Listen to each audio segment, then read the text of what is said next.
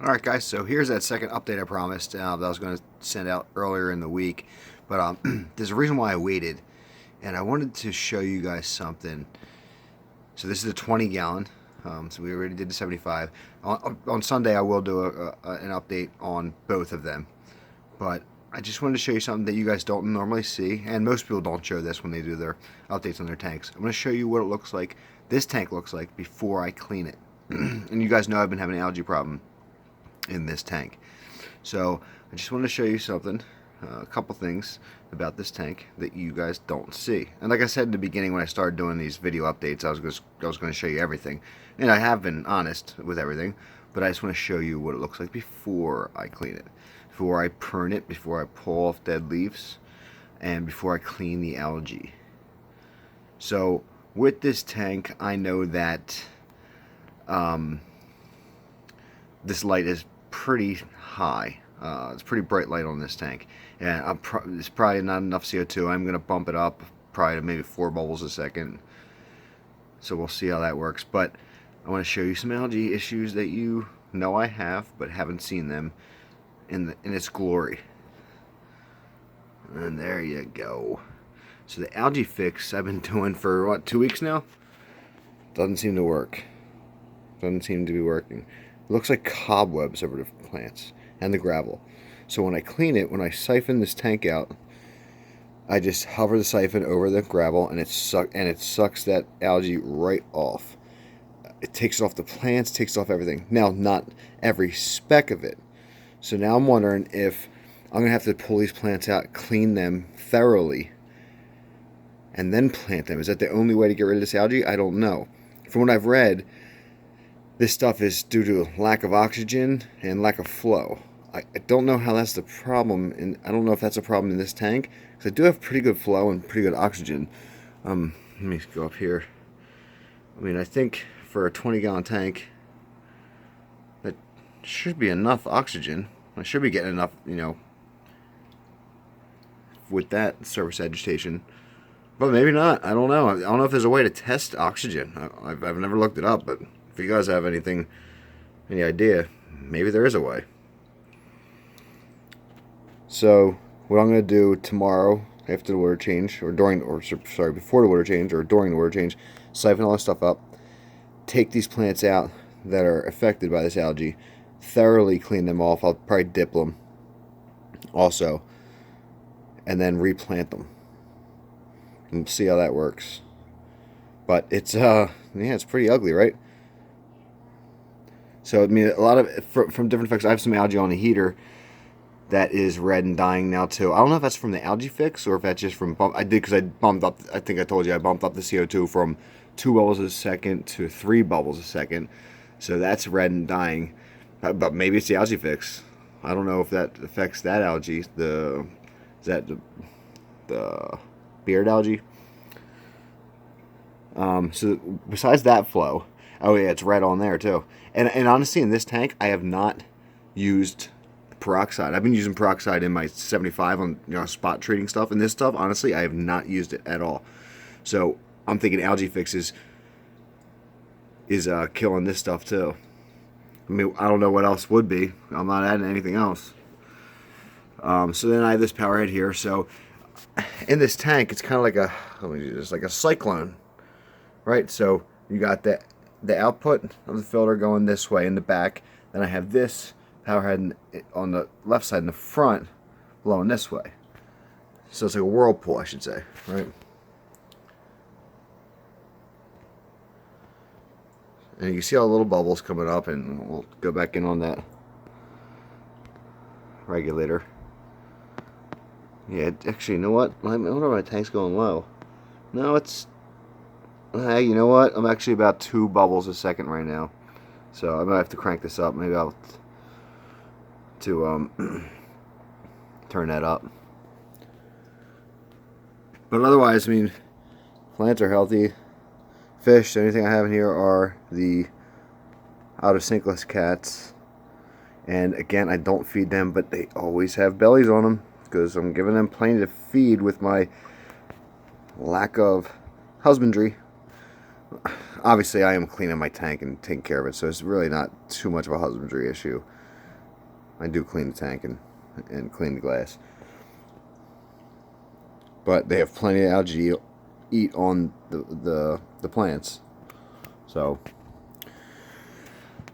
these guys in the back, see it on some of the older leaves. Let me see if I can focus on those guys in the back. They look good though. I mean, some of them are getting some algae on them. That's the Enei, and I can't even pronounce the name. Somebody help me pronounce it. Sound it out for me. Or maybe I'll just look it up online how to pronounce it. I really like that plant. It's almost like the Rotala Wachali. Is that how you pronounce it? Wachali? But it's similar to that plant. But this one gets a nicer color, in my opinion. So I told you I hacked all that stuff down too, and I figured I would like to try to have a nice bush of that in the back.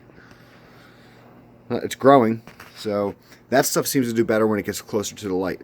Again, which is another thing, and I know the substrate it's just that blasting sand, but I honestly can't wait to try the fluval stratum for this tank. I'm not going to do the 80A. I'm doing the 80A in the 75. So I want to try the stratum. I'm not sure if I'm going to go stratum or the stratum shrimp, because I do want to do some shrimp in here, and I know you have to be careful with the CO2, but whatever I can get locally, I'll try. If it's just stratum, that's fine. I'll just try the stratum. But I just want to try a nutrient-rich substrate. If they work, if it lasts me 2 years, if I have to replace a substrate in 2 years, you know what? Honestly, it's worth it to me. Not to, I said this probably 10 times already, but it's worth it to me not to have to, think about, okay, well, how long ago did I put? Yeah, I can have a calendar, I can have a notebook, but how long ago did I put the root tabs in? Did I get every plant? Did I space them far enough? Were each capsule the same? All those things. So it's kind of what the 80A stuff I could see. Now I have some plants in the 75 in a shallow dish that are doing great. Shallow. I could see how planting fish. Yeah, I can see how planting fish do great. Now I see how planting the plants can be cumbersome since it's so light, and you're going to need a deep substrate, especially with the 80A. So you're going to need to shove those plants down there pretty far so they hold and take hold and grow. So in this tank, maybe I'm going to need a 3-inch. I'm assuming stratum's probably the same way, right? So I'm assuming I'm going to need probably a 3-inch layer of substrate, which I'll give it a try.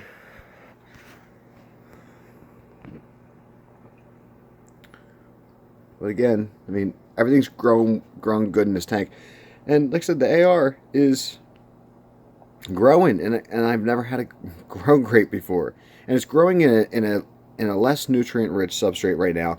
Not growing flat. It's not twisting too much, but it's growing better than I've ever had it grow in the fluoride or Eco Complete. Now, one of the mistakes, and I'll bring it up in Sunday's video, is I did siphon that substrate out, which is kind of stupid on my part. I know you're not supposed to do that. I mean, I know that's a big no-no in planted tanks. But when I started pulling plants out to trim and replant, and it was making such a mess, I'm like, you know what? I haven't done this in so long. Let me just siphon it out. I took everything out of its substrate. Big no-no. I know that. We all know that. Don't know why it slipped my mind. It really didn't even occur to me while I was doing it. Didn't occur to me till a couple weeks later, honestly.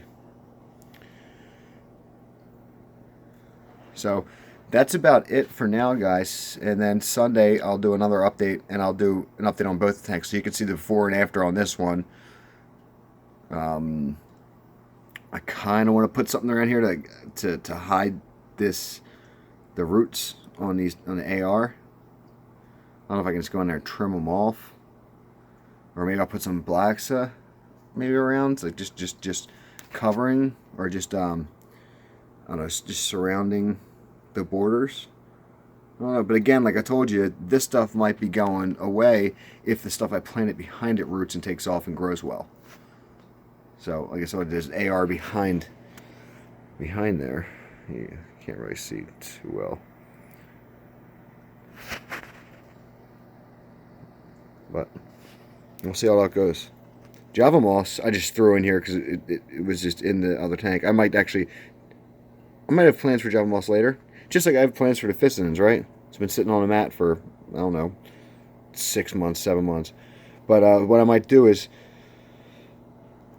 put this on a mat just so I can cultivate more and then think of something to do with it. And look at that, this is an old, like, again, you guys don't see it before I clean it. And now you do. There's some old decaying leaf just hanging there. So yeah, wait till you see the difference on Sunday. So there you go, guys. Behind the scenes. Dirtiness. Alright, thanks for watching. If you guys have any tips, again, help me out. Any tips on this stuff? What I'm going to do is, like I said, I'm going to pull these plants out, clean them off thoroughly out of the tank, do my normal siphoning and cleaning the algae off the substrate, and then try to put them back. I'll cut off all the dead leaves and the stuff with the algae on it too. Don't know if these guys are going to make it, but the stuff I put into the 75 in the ADA is alive still and growing new sprouts, new leaves, so it seems like it's doing alright over there. Alright guys, thanks for watching. I will talk to you on Sunday.